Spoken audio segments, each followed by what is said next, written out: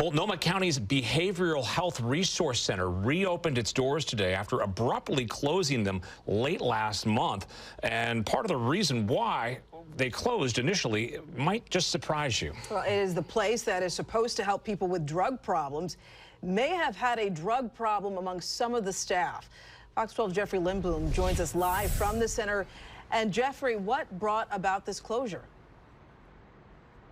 Well, Pete, Riel, there's a few things. First of all, they're upgrading this here building that you see behind me, as well as giving staff some necessary training, they say. But perhaps most importantly, as you just mentioned, they're replacing on-set security personnel who are being investigated for inappropriate relationships with other contracted employees, not clients visiting the center. Meanwhile, at a place that's supposed to be helping people get clean, we're also told staff members are being investigated for using drugs on site themselves, something that is just now finally coming to light after abruptly closing weeks ago. So abrupt, in fact, the city of Portland didn't even know.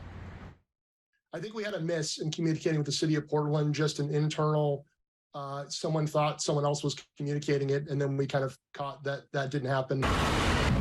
Officials say March 29th, they received word of allegations of cross-workforce consenting adult relationships taking place, occurring on site on an unoccupied floor. They say they closed their doors quickly and conducted an investigation that is still ongoing and, to their knowledge, did not involve any clients. The allegations were between what was considered inappropriate consenting adult relationships, not with clients, but across workforce. The allegations prompted the center to wipe their entire security team due to how many of them were involved and replace them. And it doesn't stop there, as the center says they also received allegations that staff were found with powder-like drugs on site, prompting a deeper investigation, which is also ongoing. Meanwhile, for Quentin Darby, who was unsure of why they closed, he's just happy the doors are open once again. I have been using the day center, and it's been, a huge help. The center also says during the closure, they've restructured a bit, as they're now seeing 25 people at a time in several hour-long spans, where in the past, they'd taken as many as 80 at once, which the center says caused problems for their mission to help people get the resources that they need. It's a place, to hang out, get warm, charge your phone, stuff like that, bathroom, showers, all the works.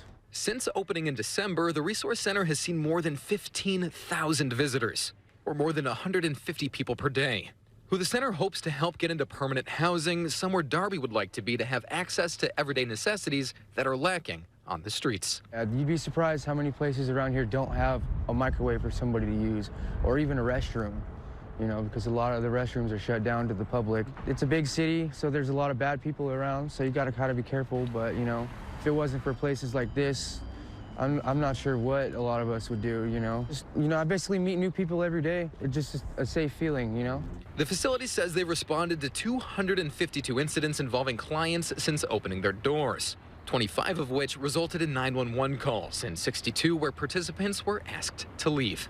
However, during the closure, officials say staff have received additional training to properly handle visitors who violate their code of care. Thank God for places like this, because like I said, they are a huge help, and we appreciate every one of these staff members that are here to help us. The center is open 8 a.m. to 8 p.m. daily, and the county says they intend to expand services later this spring, bringing more beds for people to stay the night and around 20 others to help people transition to permanent housing. Now, so far, we are not aware of any charges or anybody being arrested in connection to a crime, but the investigation is ongoing. Live in downtown Portland, I'm Jeffrey Lindblom for Fox 12 Oregon.